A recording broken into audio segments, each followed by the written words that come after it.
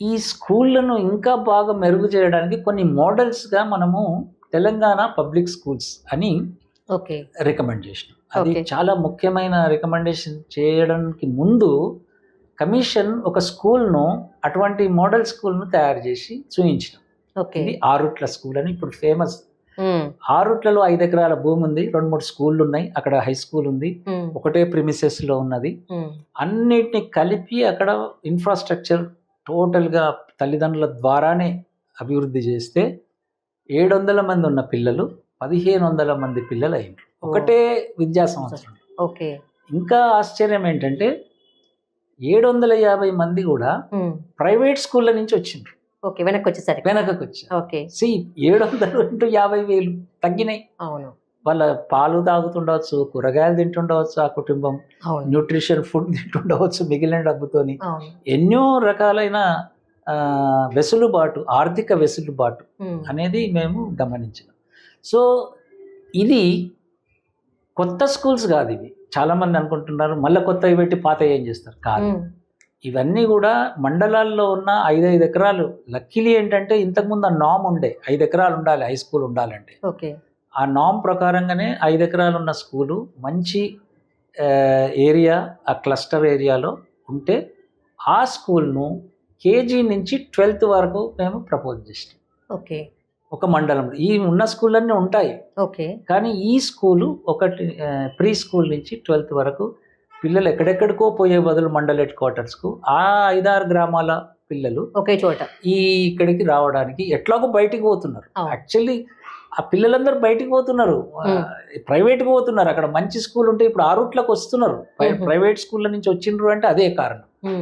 అక్కడ స్కూల్ బంద్ అవుతాయని కానీ అటువంటి అపోహలు ఉండడానికి లేదు.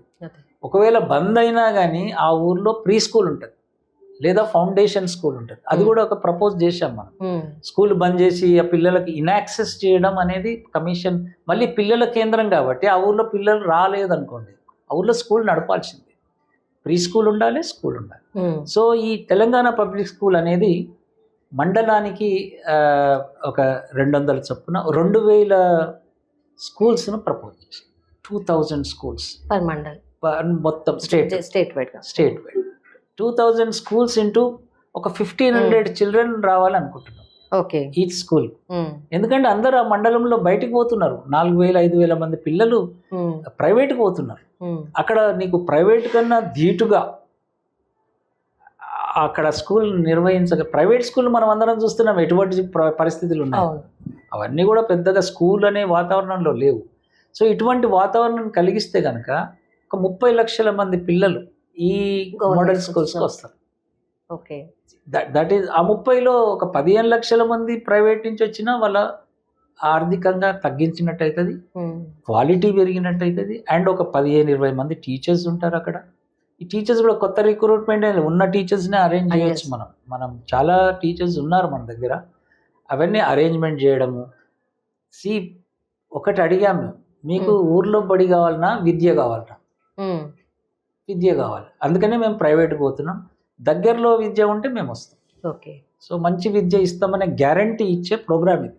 ఓకే. సో అది స్కూల్స్. ఇక ఇంటర్మీడియట్ మన దగ్గర దేశమంతా కూడా 9, 10, 11, 12 సీనియర్ సెకండరీ అంటారు. బట్ దేశమంతా మన దగ్గర ఆంధ్ర తెలంగాణలోనే ఇంటర్ వచ్చింది.